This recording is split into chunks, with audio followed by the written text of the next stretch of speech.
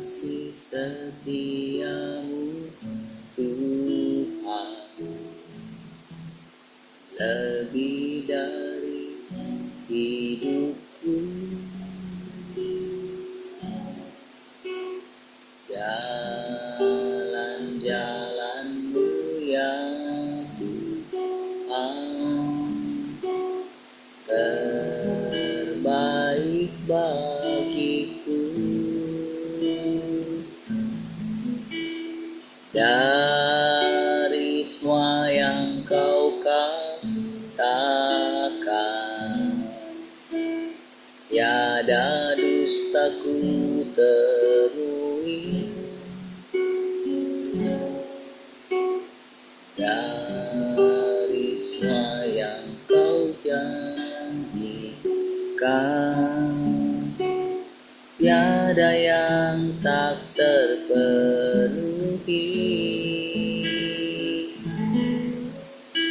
Andai kan ku harus memilih, tetap hatiku padamu, tak satu pun dapat menggantikanmu. Hanya Kau yang berarti bagiku. Lebih dari semua yang ada, Kaulah segalanya bagiku. Tak ingin ku berpaling darimu selamanya. Ku akan menyembahmu Tuhan.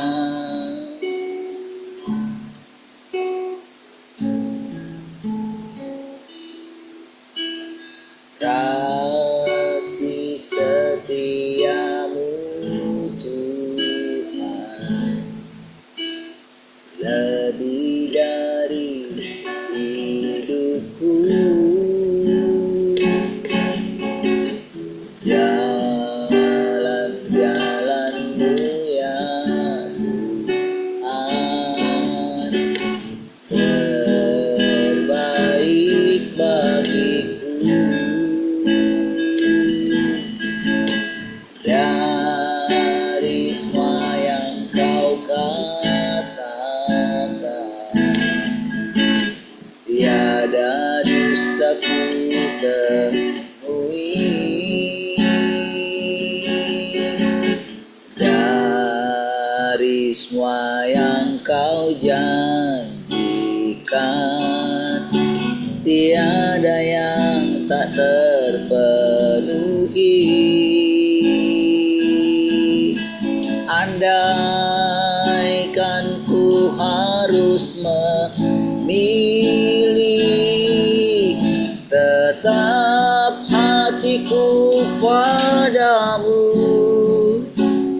tak satu pun dapat menggantikanmu. Hanya Kau yang berarti bagiku. Lebih dari semua yang ada, Kaulah segalanya bagiku. Tak ingin ku berpaling darimu selamanya. Ku akan menyembahmu Tuhan. Tak ingin ku berpaling darimu selamanya. Ku akan menyembahmu Tuhan, tak ingin ku berpaling darimu selamanya. Ku akan menyembahmu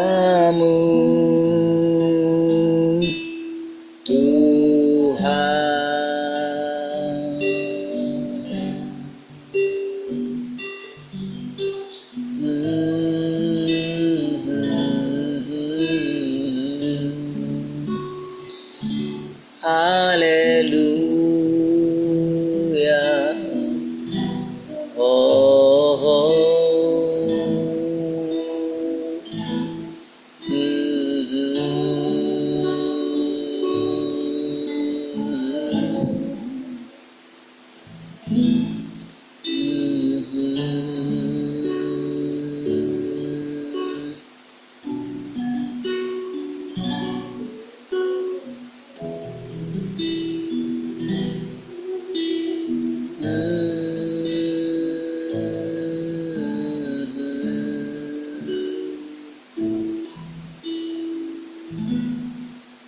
Engkau kudus, kudus,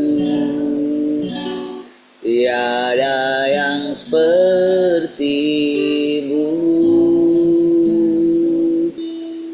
Engkau kudus, kudus, mulialah namamu.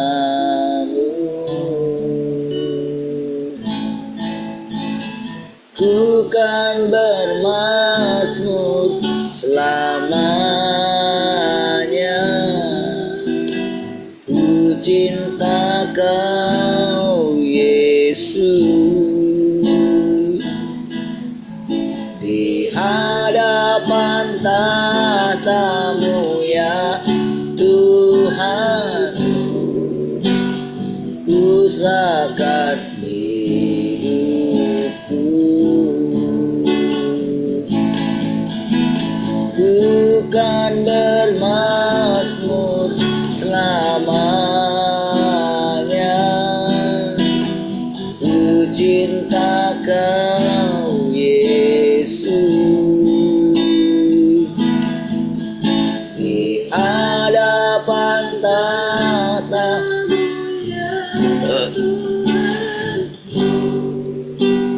ku serahkan hidupku.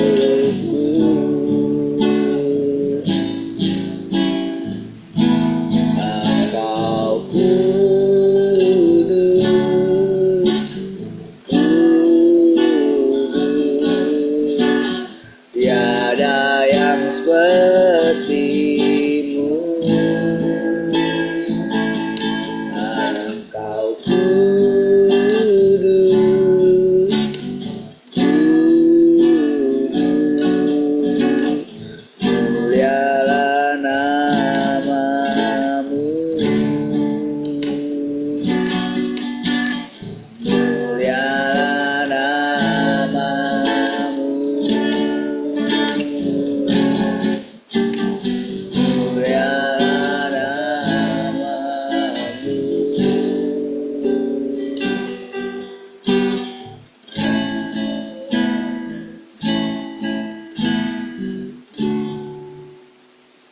Haleluya, kasih Tuhan. Bersyukur pagi hari ini kita bersekutu Tuhan. Engkau mendengarkan firman-Mu, bersekutu dengan Engkau, mendengarkan perkataan-perkataan-Mu Tuhan. Mari silakan Tuhan, Kau kembali mengajari kami. Puji dengan hati kami sepenuhnya Tuhan. Terpujilah Tuhan, haleluya. Mari semua yang mengasihi Tuhan sama-sama katakan, amin. Baik, puji Tuhan, shalom semua, selamat pagi.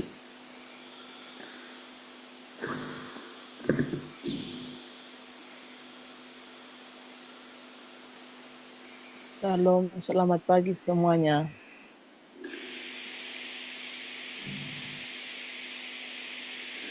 Shalom, selamat pagi semua. Selamat pagi semua. Malam, selamat pagi semua.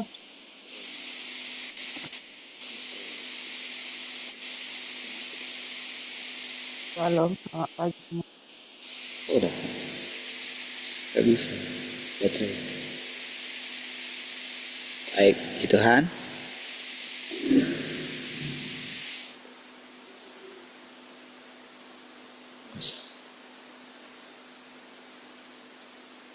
Soalnya,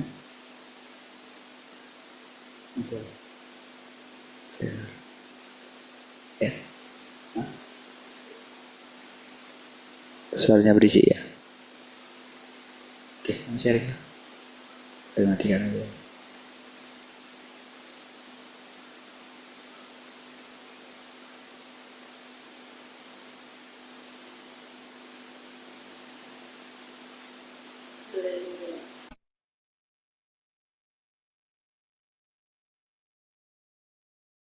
Halo saudara, kita bersyukur dengan apa yang Tuhan kerjakan di hidup kita. Setiap hari kita boleh mengalami Tuhan kita.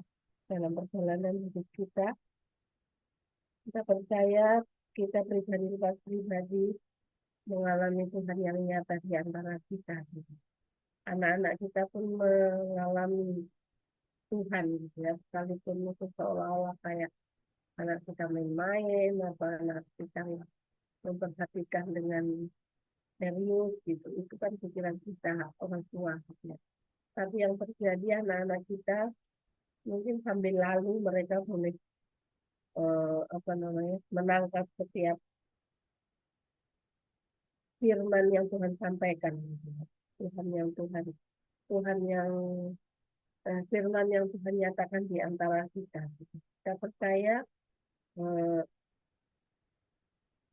Tuhan sendiri yang mengajari anak-anak kita dengan caranya Tuhan gitu. Setiap permasalahan yang dialami anak-anak kita, apapun yang perjalanan hidup yang harus mereka lalui gitu, mereka pasti mengalami Tuhan gitu. Seringkali kita orang tua kan eh, yang kita lakukan yang menasihati, kadang kita memarahi anak kita gitu ya. Kadang kita juga membentak gitu. Tapi ketika anak kita mau menerima setiap firman yang Tuhan nyatakan di antara kita gitu, kita percaya firman itu sendiri yang bekerja atas hidup anak-anak kita gitu ya, lewat permasalahan yang mereka alami dalam perjalanan hidup mereka, mereka boleh memandang Tuhan, mereka boleh melihat Tuhan gitu ya, mereka boleh mengalami Tuhan yang nyata di tengah-tengah kita itu gitu. Kita percaya saudara, eh, ketika kita menanti-nantikan Tuhan setiap hari dalam hidup kita, itu yang menjadi kekuatan bagi kita gitu ya. Itu yang menjadi eh, semangat bagi kita untuk menjalani hidup setiap hari gitu. Apapun yang kita alami, apapun yang kita rasakan gitu. Sekalipun kita mungkin secara tubuh mungkin mengalami kelemahan tubuh atau apapun gitu. Tetapi ketika kita memiliki kerinduan akan Tuhan, memiliki kerinduan untuk bersekutu bersama dengan Tuhan, bersama dengan saudara-saudara, semuanya gitu ya, itu menjadi semangat yang hari bagi kita setiap hari. Seperti yang dialami suami saya gitu dari kemarin, dari kemarin itu ke kamar mandi terus, gitu, ke kamar mandi terus. Ya sampai lemas badannya kan. Kamar mandi terus, makan pun nggak semangat gitu. Tapi di situ ketika bagaimana ketika kita punya kerinduan akan Tuhan itu, apapun yang kita alami gitu, Tuhan yang memberi kekuatan bagi kita gitu. Ketika kita memiliki kerinduan untuk menanti-nantikan Tuhan, disitulah kekuatan Tuhan itu melimpah bagi kita gitu. Kekuatan Tuhan itu mengalir bagi kita. Kita percaya karena apa yang kita alami, apa yang kita hidupi, apa yang kita rasakan dalam perjalanan hidup kita itu adalah anugerah gitu ya. Tuhan memberi anugerah bagi kita, tetapi bagaimana respon kita, bagaimana ketika kita mendapat anugerah itu untuk mengalami Tuhan, untuk berjalan bersama Tuhan itu adalah pilihan. Gitu. Itu adalah pilihan pribadi lepas pribadi. Ketika kita mendapat anugerah Tuhan, bagaimana sikap kita gitu ya. Bagaimana ketaatan kita kepada Tuhan, bagaimana kesetiaan kita kepada Tuhan, itu yang akan membawa kita mengalami Tuhan gitu. Kita bisa makin jelas untuk melihat Tuhan yang nyata di tengah-tengah kita gitu ya. Melihat Tuhan yang sedang bekerja di antara kita dan kita mengalami pekerjaan Tuhan itu. Kita percaya ketika kita membuka pintu hati kita dan mempersilahkan Tuhan masuk dalam diri kita dan kita makan bersama-sama dengan Tuhan gitu. Setiap hari Tuhan sendiri yang akan menjelaskan dirinya, Tuhan sendiri yang akan membuat kita itu semakin mengerti gitu ya, semakin mengerti dan semakin mengalami firman yang Dia nyatakan gitu ya. Kita percaya Tuhan sendiri yang memberikan bagi kita itu kemurnian, ketulusan gitu ya. Kita boleh tidak munafik, tidak ini gitu ya. Kita murni di hadapan Tuhan. Itu semua anugerah bagi kita. Gitu. Semua kita mengalami itu karena itu anugerah gitu ya. Tuhan yang membuat itu dalam hidup kita. Tuhan yang membuat kita untuk terus mengalami Tuhan dalam perjalanan hidup kita. Ketika kita taat kepada Tuhan, itu kita percaya kemudahan demi kemudahan yang diberikan bagi kita. Tuhan sendiri yang akan membuat kita terus mengalami kekuatan ketika kita menantikan Dia. Tuhan sendiri yang akan terus memberi kerinduan, kehausan, kelaparan akan Dia setiap hari.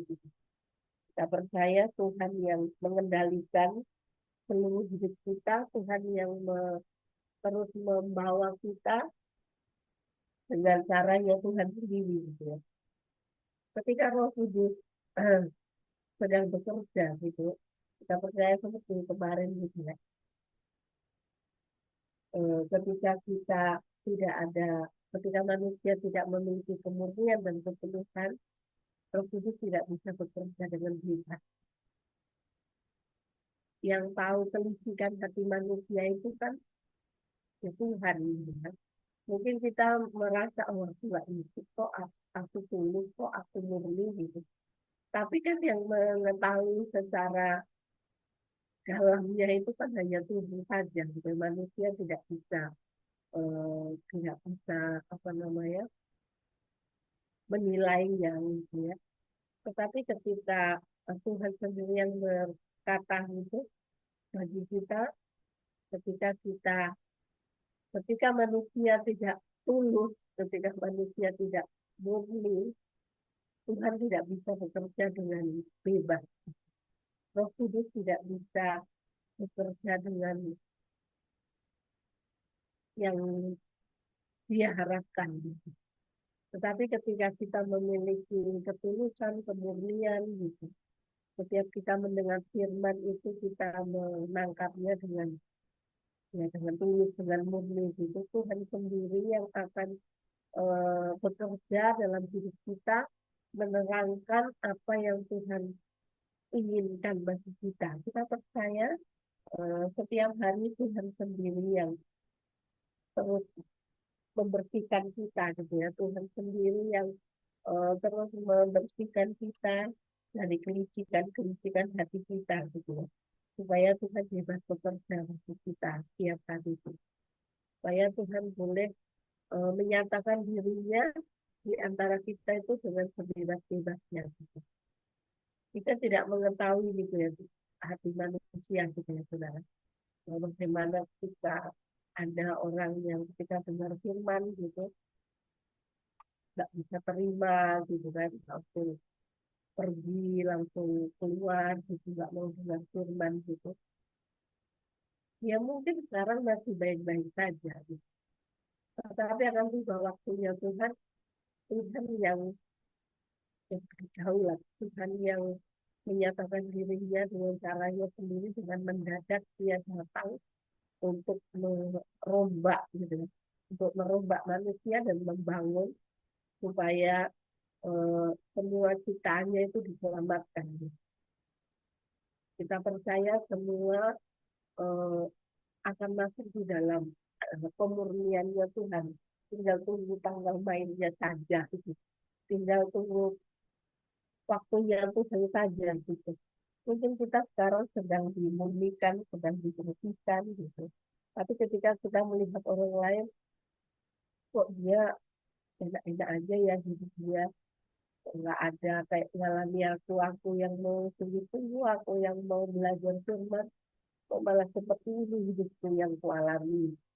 Mungkin kita sering bergumam seperti itu ya. Kita ketika kita merenungkan, mungkin terlintas seperti itu. Tapi kita percaya firman itu ya dan amin, dan itu pasti terjadi. Semua ciptaannya, semua orang, semua umat Tuhan pasti akan mengalami pemurnian seperti yang Tuhan firmankan. Tuhan sendiri yang akan menentukan, Tuhan sendiri yang akan melakukannya dengan caranya Tuhan sendiri. Ketika Tuhan datang, manusia tidak dapat menghalang-halangi. Manusia tidak bisa mengatur Tuhan gitu. Tapi Tuhan yang berdaulat penuh, Tuhan yang bekerja dengan caranya, Tuhan yang menyatakan dirinya dengan kita percaya, Tuhan sendiri yang terus bekerja di antara kita gitu. Tuhan sendiri yang bekerja di antara anak-anak kita gitu. Kita melihat bagaimana perlindungan Tuhan, bagaimana penyertaan Tuhan, pemeliharaan Tuhan, itu nyata dengan hidup kita gitu. Seperti lagu yang kemarin kita nyanyikan hari ini itu, ketika kita menaikkan pikiran itu kan, ketika kita merenungkan kasihnya Tuhan, ketika kita merenungkan anugerah Tuhan dalam hidup kita nggak tahan gitu ya. Pasti kita pikirnya nangis gitu kalau mengingat apa yang Tuhan kerjakan, apa yang Tuhan sudah buat dalam hidup kita, dalam hidup anak-anak kita. Anak-anak kita pun ketika kita ajak mereka merenungkan Tuhan, gitu ya, merenungkan kasih Tuhan, merenungkan pemeliharaan Tuhan, gitu, berkat Tuhan, merenungkan anugerah Tuhan, gitu. Pasti mereka akan mengalami apa namanya Tuhan itu, gitu ya, merasakan Tuhan yang datang di antara mereka. Setiap perjalanan hidup anak-anak kita setiap hari, Tuhan pasti bekerja menyatakan dirinya di hati anak-anak kita. Apapun yang anak-anak kita alami, mungkin anak-anak kita yang tidak sama-sama dengan kita, mereka yang tinggal di luar kota, gitu ya. Kita percaya Tuhan yang menjaga mereka, Tuhan yang memelihara mereka. Gitu. Kita sebagai orang tua, kita hanya bisa menasihati, mendoakan anak-anak kita. Tapi kita, ketika kita menyerahkan anak-anak kita kepada Tuhan, dan mereka miliknya Tuhan, gitu ya. Tuhan sendiri yang akan berkuasa penuh atas hidup anak-anak kita. Tuhan sendiri yang akan menuntut anak-anak kita untuk terus berjalan di jalannya Tuhan. Untuk mengalami Tuhan dalam perjalanan mereka, dalam mereka bergaul, dalam mereka bersekolah, gitu ya, dalam mereka bersosialisasi dengan siapapun. Gitu. Bahkan anak-anak kita akan mengalami pengalaman-pengalaman yang baru ketika mereka mungkin nanti akan kayak KKN atau magang atau apa gitu ya. Mereka akan dipertemukan dengan orang-orang di luar sana yang selama ini mungkin tidak pernah mereka pikirkan gitu. Tetapi ketika mereka percaya bahwa Tuhan bersama dengan mereka, gitu, apapun yang mereka alami, apapun yang harus mereka jalani, mereka akan terus memandang kepada Tuhan. Gitu. Itu yang akan menjadi kekuatan bagi anak-anak kita untuk terus mengikuti Tuhan tiap hari dalam hidup mereka.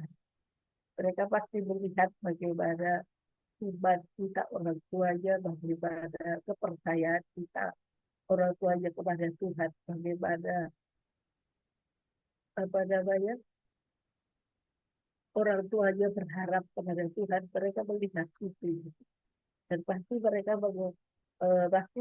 juga melakukan itu dalam hidup mereka.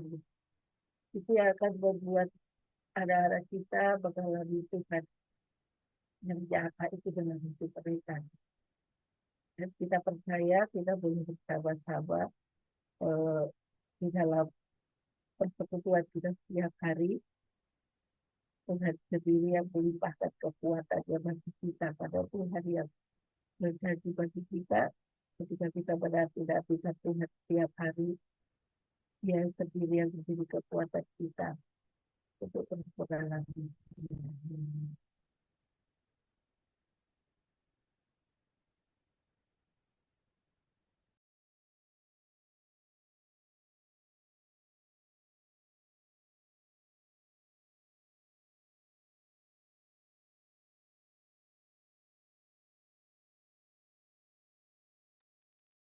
Baik, puji Tuhan. Kita lanjutkan ya.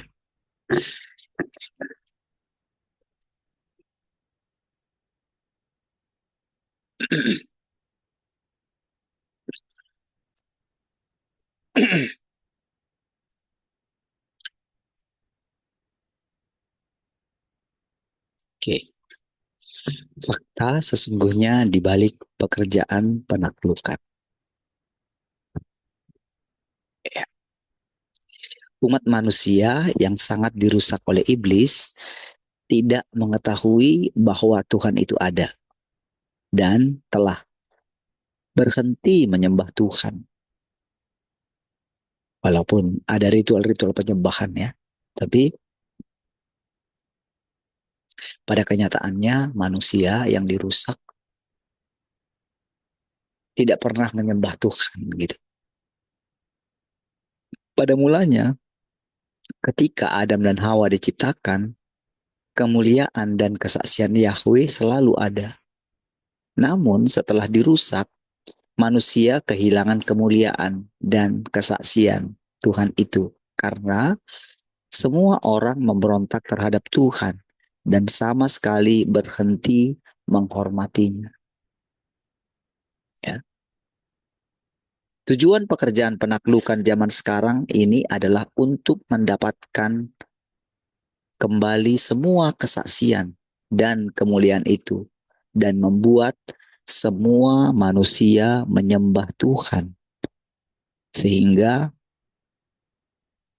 ada kesaksian di antara makhluk ciptaan. Saudara, kenapa dikatakan saudara umat manusia itu tidak menyembah Tuhan, tidak pernah lagi menyembah Tuhan atau menghormatinya? Karena memang tidak bisa tunduk kepada Tuhan, tidak percaya kalau Tuhan itu ada. Gitu. Kan mudah sekali kita melihat itu dalam diri kita, saudara. Ketika kita mengalami sesuatu masalah gitu ya, apa saja gitu.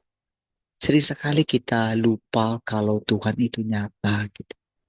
Sering sekali lebih mudah kita itu mengandalkan pikiran kita, mengandalkan gagasan kita, mengandalkan kekuatan kita, sumber daya kita. Nah, inilah tujuan penaklukan, saudara. Supaya setiap manusia itu dapat kembali kepada Tuhan gitu. Itulah yang membuat sering kali kita merasakan eh, Tuhan itu seperti tidak ada gitu.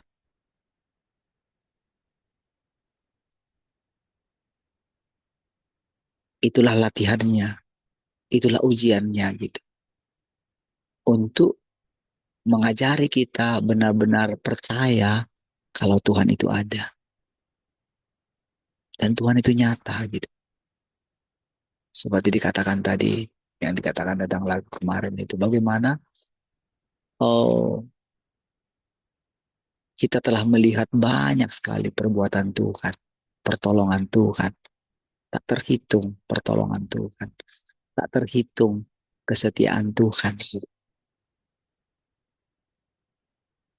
Nah, jadi saudara, oleh karena kerusakan kita lah, kerusakan manusia. Ingat itu sejak dari awal. Memang seperti itu gitu. Dan memang saudara, manusia ini kan menggambarkan apa yang ada di alam roh gitu.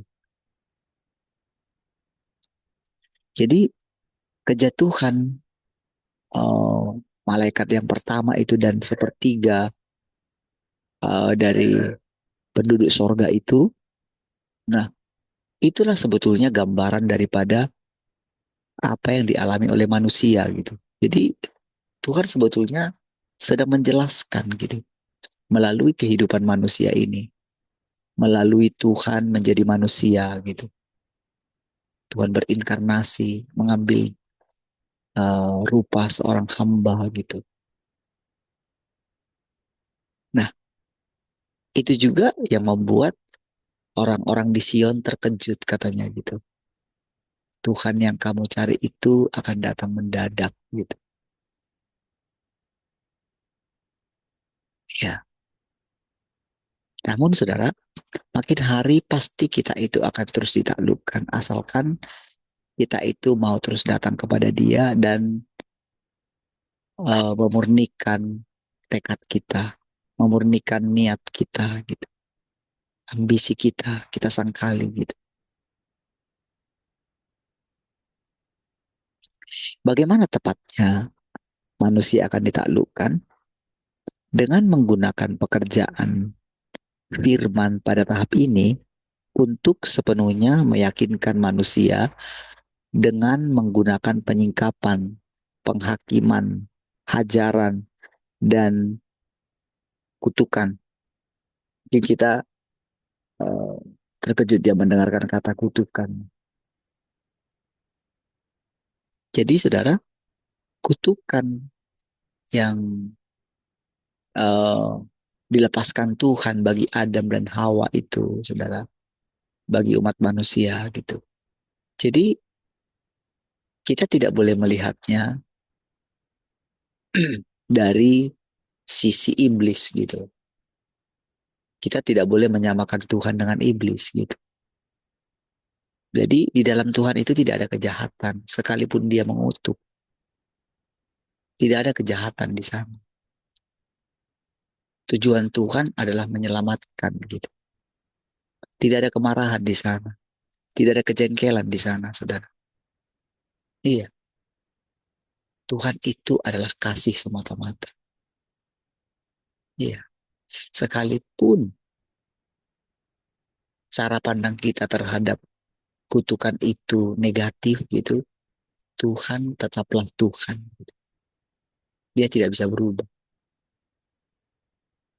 Kalau dia berubah, apa yang akan terjadi dengan dunia ini? Betapa ngerinya hidup manusia ini, saudara. Betapa ngerinya uh, hidup daripada segala ciptaan ini, saudara. Kalau Tuhan itu berubah-ubah, gitu. Dia tetap kasih. Saudara, sekalipun kita tidak memahami kasih itu, saudara, karena tidak masuk di akal sama kita. Namun tetap Tuhan adalah kasih melalui hajaran, penghakiman, dan kutukan.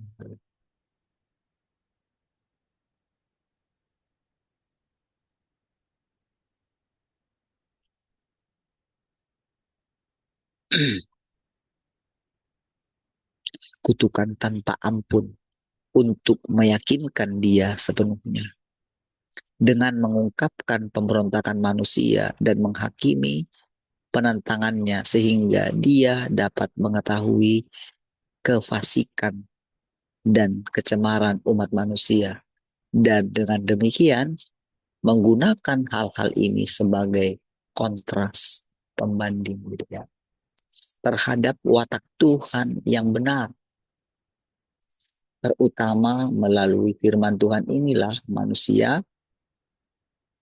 ditaklukkan dan diyakinkan sepenuhnya. Firman adalah sarana penaklukan terakhir umat manusia, dan semua orang yang menerima penaklukan harus menerima ajaran dan penghakiman firman. Jadi ingat ya, penghakiman dan ajaran itu tidak melulu penderitaan secara jasmani gitu. Bukan. Tapi penghajaran itu adalah di mana konsep-konsep kita yang lama itu dihancurkan gitu. Gagasan-gagasan kita yang lama dibenturkan dengan firman itu, saudara.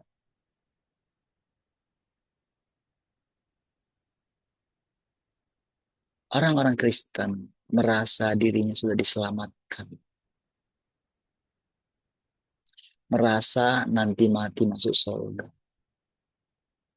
Di nisannya dituliskan, aku telah mengakhiri pertandingan dengan baik. Padahal saudara, dia belum ditaklukkan oleh firman. Dia belum mendengarkan firman yang baru. Tidak mungkin saudara. Kalaupun dia itu saudara, dikatakan masuk surga itu ya.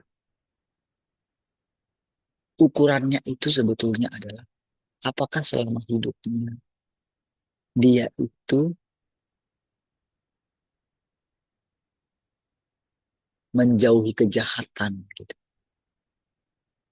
Kan yang diukur kalau saudara baca kitab Wahyu itu kan perbuatan baik. Baju yang putih itu kan, lenan yang putih halus itu kan perbuatan baik. Itu ada ukurannya semua, ada yang mengukur gitu.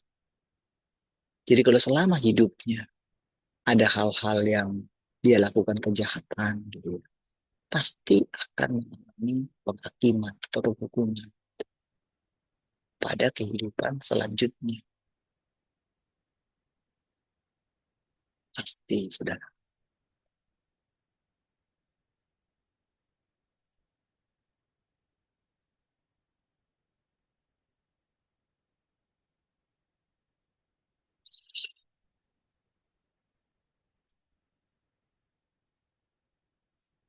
Proses berfirman saat ini tepatnya adalah proses penaklukan gitu.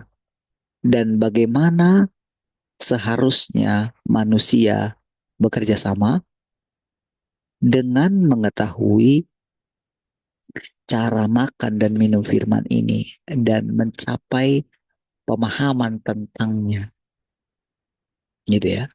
Dari mana kita ditaklukkan?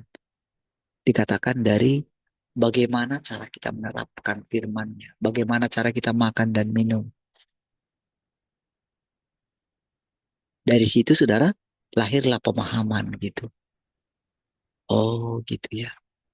Oh ternyata saya mengalami semua ini bukan karena Tuhan berubah ya, bukan karena melulu karena masalah saya ya.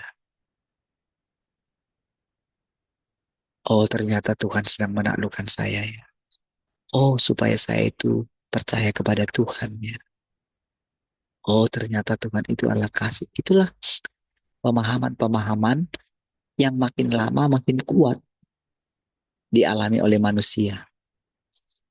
Iya, perubahan watak kita, saudara. Dikatakan bagaimana cara manusia bekerja sama? Dengan mengetahui cara makan dan minum firman ini. Dan mencapai pemahaman tentangnya. Mengenai bagaimana manusia ditaklukkan, ini bukanlah sesuatu yang dapat mereka lakukan sendiri. Ini tidak bisa dengan tekad manusia.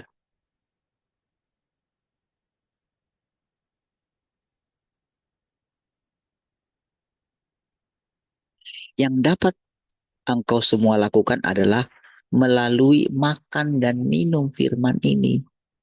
Mengetahui kerusakan dan kecemaranmu. Hanya mengetahui. Bukan setelah mengetahui lalu bertindak. Bukan. Nanti pasti akan keluar dari anugerah itu. Kalau kita itu langsung bertindak. Pelajaran ini sudah sulit, saudara. Tidak mudah. Karena kita itu punya ambisi juga. Sekalipun ambisi kita itu untuk hal yang menurut kita itu positif, tapi menurut Tuhan tidak. Jadi dengan kita mengetahui kerusakan kita, gitu loh. Disitulah baru kita itu akan berhenti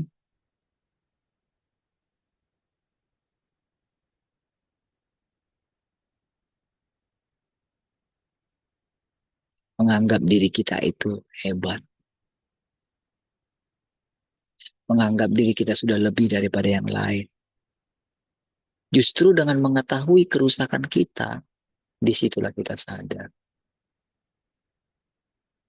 kita perlu Tuhan. Kita mencari Tuhan. Kita lapar dan haus akan Tuhan. Itulah yang diharapkan oleh Tuhan. Mengenai selanjutnya, bagaimana kita itu akan mengalami perubahan, itu semata-mata adalah karena kasih yang timbul dari hati kita yang paling dalam. Makanya kalau dikatakan di awal tadi, tidak ada manusia yang menyembah Tuhan lagi. Itu kebenaran. Kita nggak boleh mengatakan tidak kok, aku menyembah Tuhan kok. Kami setiap pagi mencari Tuhan, menyembah Tuhan, memuji Tuhan, dan sebagainya. Itu tidak bisa dibatalkan, saudara. Itu namanya melawan Tuhan. Itulah yang dialami oleh Paulus, saudara juga.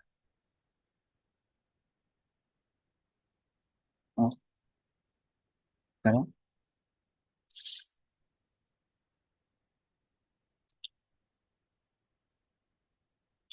mengetahui kerusakan dan kecemaranmu.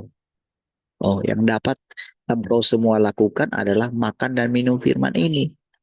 Mengetahui kerusakan dan kecemaranmu, pemberontakan dan kefasikanmu. Dan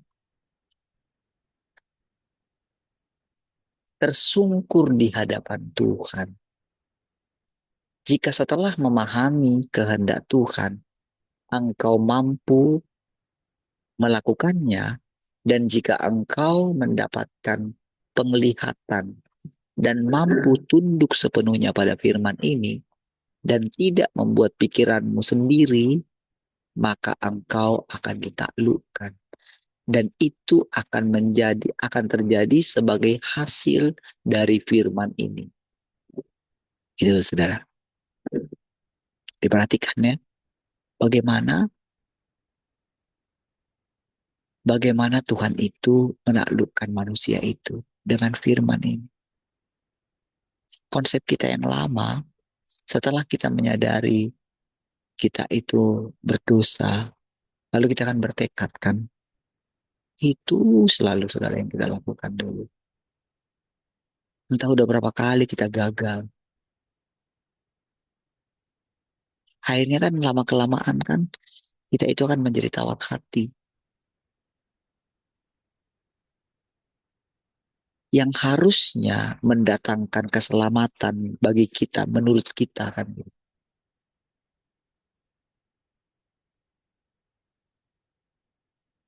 Kita berdosa, minta ampun malamnya, siang berdosa lagi, minta ampun malamnya.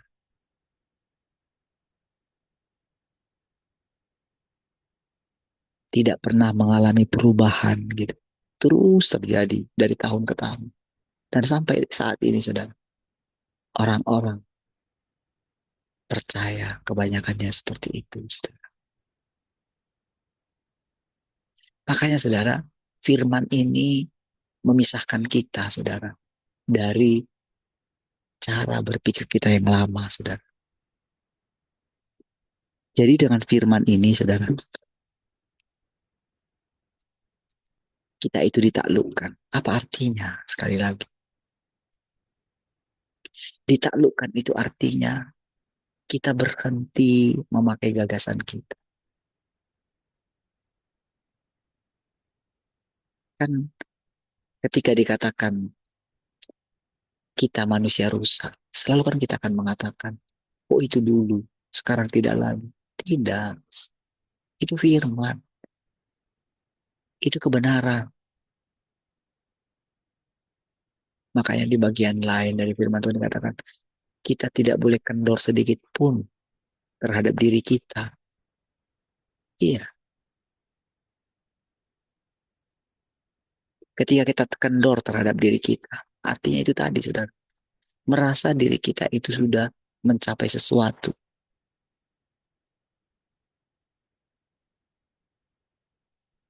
Kita harus keras lagi terhadap pemikiran yang tadi itu, saudara. Jangan merasa dirimu sudah lebih baik. Gitu. Tapi teruslah makan firman Tuhan dan minum firman Tuhan. Ya, itu harus dibangun setiap hari, saudara. Kerinduan, kelaparan, gitu ya. Jadi itu caranya kita ditaklukkan ya. Kalau enggak, kita tekad lagi, kita bangun tekad kita. Pasti gagal, saudara.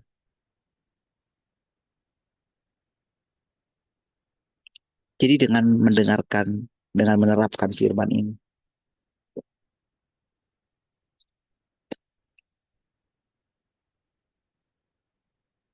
maka kita akan memiliki kesaksian.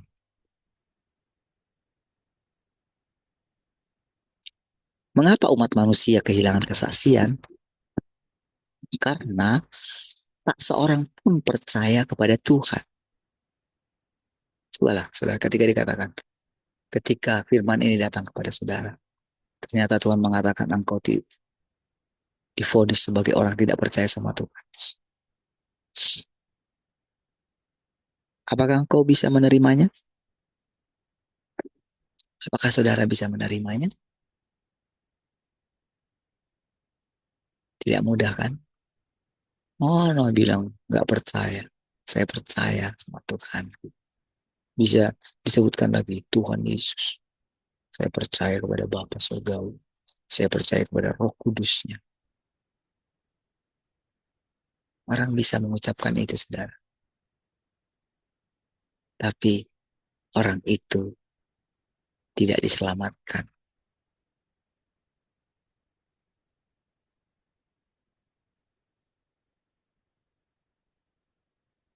Karena Tuhan tidak memiliki tempat di hati manusia. Penaklukan umat manusia berarti pemulihan iman manusia. Manusia selalu ingin berlari tergesa-gesa ke dalam dunia yang fana. Mereka menyimpan terlalu banyak harapan, menginginkan terlalu banyak untuk masa depan mereka, dan mempunyai terlalu banyak tuntutan yang berlebihan. Iya, nantinya pasti kita akan menuntut Tuhan. Karena banyak sekali harapan-harapan yang belum kita capai. Gitu. Entah apa saja. Iya, makanya dikatakan membuat manusia itu terlalu cepat kembali kepada dunia.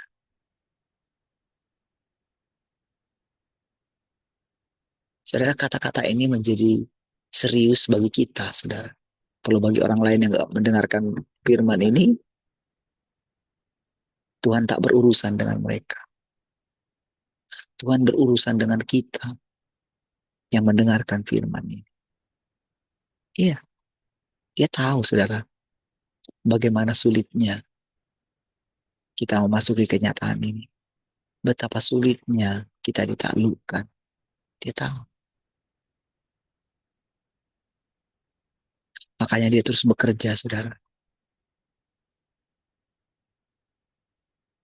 Perhatikan, mereka selalu berpikir tentang daging, membuat rencana untuk daging, dan tidak tertarik mencari jalan percaya kepada Tuhan. Ya, saudara.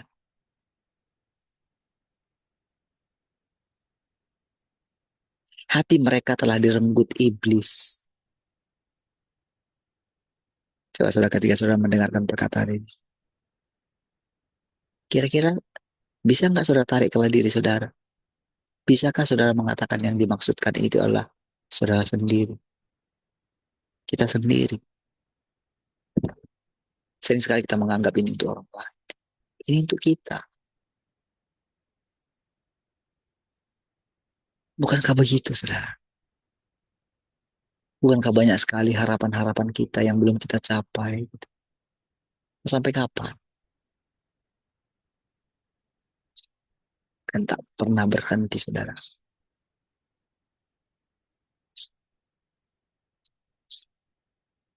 Mereka telah kehilangan rasa hormat mereka akan Tuhan. Dan mereka terpaku pada iblis. Yang senantiasa memikirkan kebutuhan daging mereka. Ya, itulah yang terus ditawarkan oleh dunia ini kepada kita, saudara. Kepada umat manusia itu. Sehingga saudara, tolak ukur orang percaya kepada Tuhan hanyalah berkat, hanyalah pertolongan dan sebagainya. Betapa serakahnya manusia. Serakah sekali.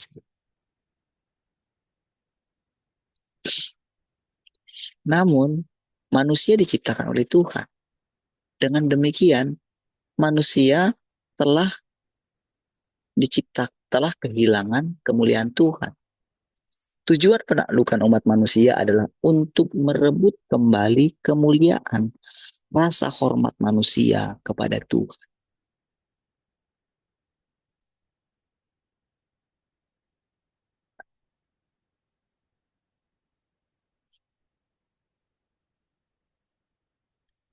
Dapat dikatakan begitu.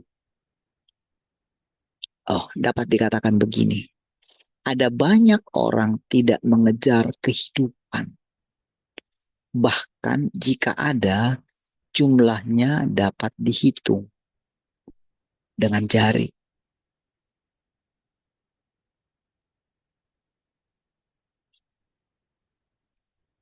Manusia disibukkan dengan masa depan mereka dan tidak sedikit pun peduli pada kehidupan.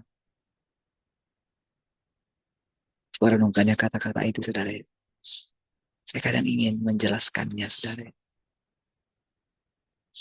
Tapi kadang saudara kekurangan kata-kata untuk menjelaskannya.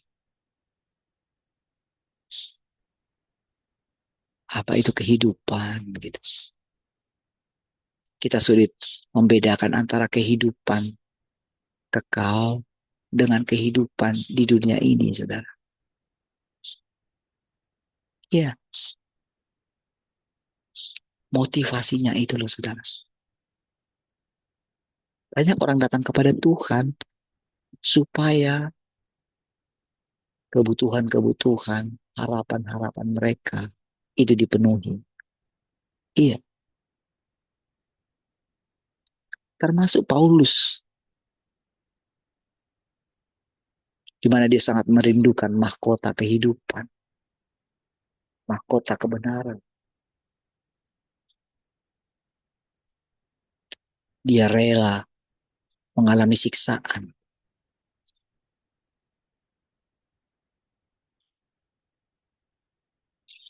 Walaupun dia mengatakan bahwa dia ingin sama-sama mati bersama dengan Tuhan, tapi tetap di dalam dirinya selalu ada tujuan, ingin kebangkitan yang lebih baik.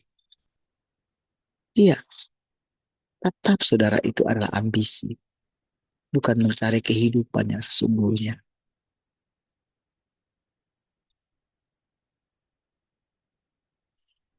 Tuhan Yesus tidak, ketika dia menjalankan misinya untuk menyelamatkan manusia,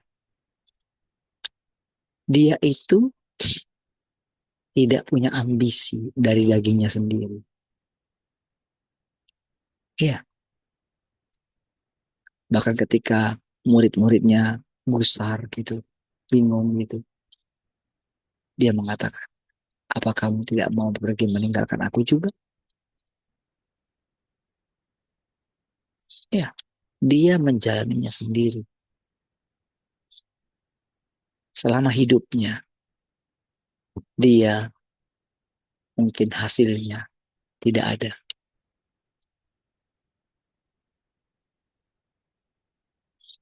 Iya, coba lihat itu. Bahkan dia membiarkan murid-muridnya akhirnya kembali kepada pekerjaan mereka yang lama, di mana sudah berapa tahun mereka tinggalkan pekerjaan itu.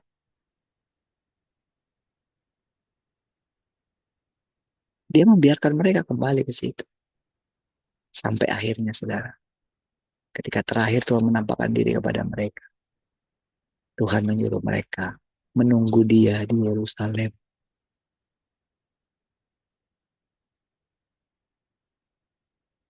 selama 10 hari. Kerja mereka hanya berdoa, sharing, memecah-mecahkan roti. Itu saja. Ada jumlah mereka 120 orang di loteng atas itu.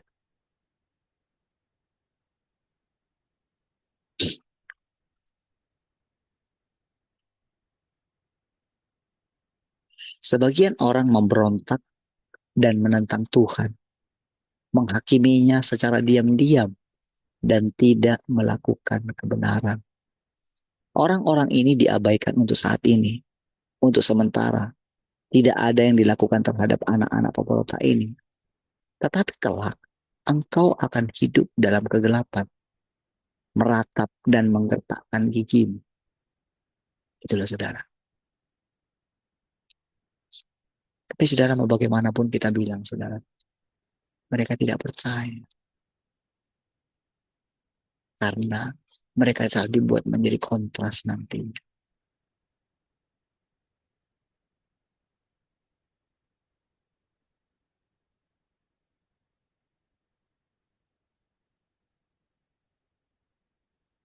Engkau tidak merasakan betapa berharganya terang ketika engkau tinggal di dalamnya. Tetapi engkau akan menyadari betapa berharganya terang itu segera sesudah engkau tinggal di dalam kegelapan. Dan engkau akan menyesal saat itu. Engkau merasa tidak baik-baik saja saat ini. Engkau merasa baik-baik saja saat ini. Tetapi akan tiba harinya ketika engkau akan menyesal. Ketika hari itu tiba, kegelapan turun dan terang pun sirna, akan sudah terlambat untuk menyesal. Iya, bahkan banyak di antara kita mungkin tidak menyadarinya. Apa itu kegelapan? Iya, sampai nanti ketika hari Tuhan itu datang, pahlawan pun menangis katanya. Tidak punya kekuatan, tidak punya terang, tidak punya firman Tuhan. Iya, kadang saudara ketika kita itu hidup di dalam terang, kita tidak tahu betapa indahnya terang itu. Tapi begitu kita ada dalam kegelapan, disitulah kita akan merasa betapa berharganya terang itu.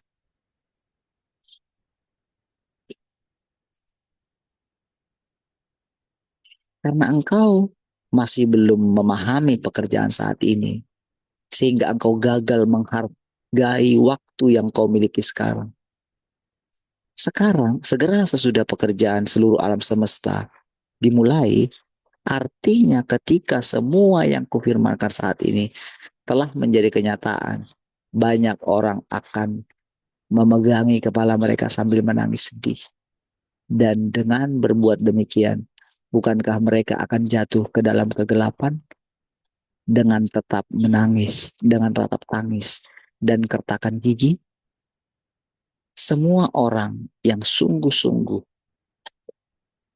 mengejar kehidupan dan disempurnakan dapat dipakai.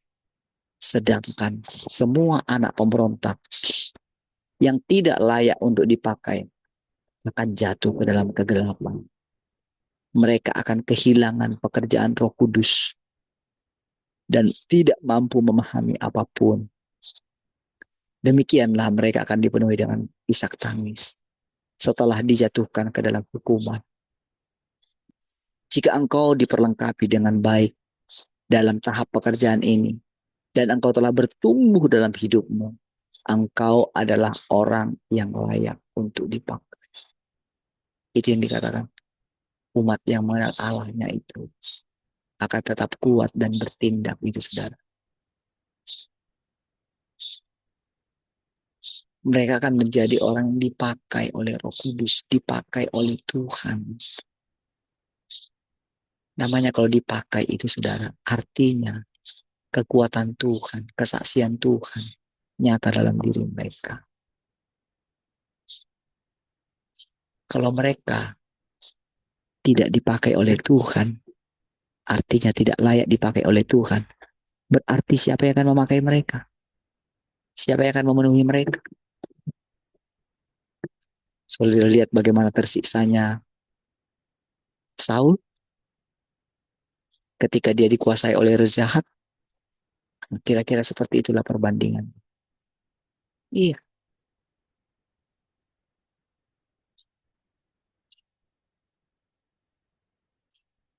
ketika sudah berpindah kepada Daud, saudara, otoritasnya dia, wah, itu membuat dia hidup di dalam apa ya, kedengkiannya. Dia selalu ingin membunuh Daud. Itulah iblis. Dan itu sangat menyiksa dirinya. Nanti sebentar dia sadar.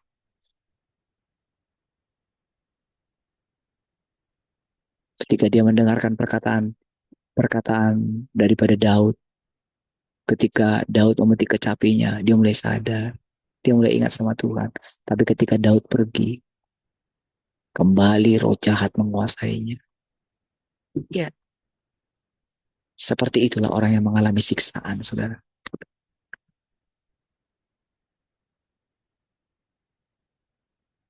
Dia akan teringat dulu dengan dirinya, di mana dia masih mempunyai hati yang tulus. Tapi sekarang, kemana semua itu? Yang ada hanyalah ambisi.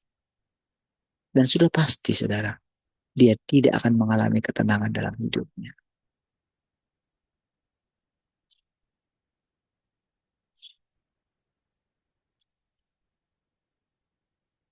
Demikianlah mereka akan dipenuhi dengan isak tangis setelah dijatuhkan dalam hukuman. Jika engkau diperlengkapi dengan baik dalam tahap pekerjaan ini dan engkau telah bertumbuh dalam hidupmu, engkau adalah orang yang layak untuk dipakai. Jika engkau tidak diperlengkapi dengan baik, bahkan sekiranya engkau dipanggil untuk tahap pekerjaan berikutnya, engkau tidak akan layak untuk dipakai. Pada titik ini, engkau tidak akan memiliki kesempatan lagi. Bahkan, jika engkau ingin memperlengkapi dirimu, Tuhan akan sudah pergi. Kemana engkau akan pergi untuk menemukan peluang seperti yang ada di depanmu saat ini? Kemana engkau bisa pergi untuk menerima latihan yang diberikan secara pribadi oleh Tuhan? Pada saat itu, Tuhan tidak akan berfirman atau memperdengarkan suaranya secara pribadi.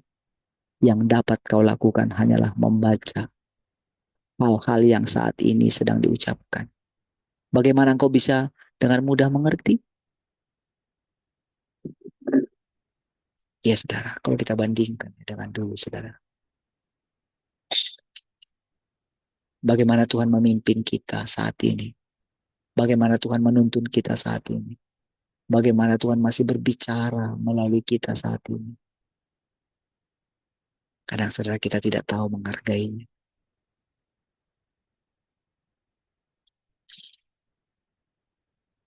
Bagaimana kehidupan di kemudian hari dapat lebih baik daripada kehidupan saat ini? Pada saat itu, bukankah engkau akan menderita kematian selagi hidup sambil engkau meratap dan menggertakkan gigimu? Berkat sedang dianugerahkan kepadamu sekarang, tetapi engkau tidak tahu bagaimana menikmatinya. Engkau sedang hidup dalam berkat, tetapi engkau tetap tidak menyadarinya. Ini membuktikan bahwa engkau ditakdirkan untuk menderita. Saat ini sebagian orang menentang, sebagian memberontak, dan sebagian melakukan ini dan itu. Dan aku sama sekali mengabaikannya. Tetapi jangan dikira bahwa aku tidak tahu apa yang kau semua sedang rencanakan. Bukankah aku memahami esensimu? Mengapa terus bertentangan denganku? Bukankah engkau percaya kepada Tuhan untuk mengejar kehidupan dan berkat demi dirimu sendiri? Bukankah demi dirimu sendiri maka engkau beriman? Saat ini aku sedang melakukan pekerjaan penaklukan hanya dengan berfirman. Dan segera setelah pekerjaan penaklukan ini berakhir, akhirnya akan menjadi jelas. Perlukah aku perjelas lagi? Hati-hati saudara ya. Maka ini dikatakan berulang-ulang. Sekarang adalah tahap penaklukan melalui firman. Perhatikan firmannya dengan baik-baik. Dia tidak berurusan dengan yang lain. Dia berurusan dengan bagaimana dia terus berfirman. Sampai akhirnya kita memperoleh kehidupan. Sikap kita, cara kita mendengarkan, perubahan watak kita akan ditentukan bagaimana kita makan dan minum firman Tuhan. Baik, mari kita berdoa. Terima kasih Tuhan, kami bersyukur untuk pagi hari ini, setiap perkataan-perkataan yang kami dengarkan. Terpujilah Engkau Tuhan. Kami terus menaklukkan diri kami ini Tuhan. Supaya Tuhan terus bisa melakukan pekerjaan penaklukan dalam diri kami. Terpujilah Tuhan. Haleluya. Mari semua yang merindukan Tuhan, yang mengasihi Tuhan sama-sama katakan. Amin.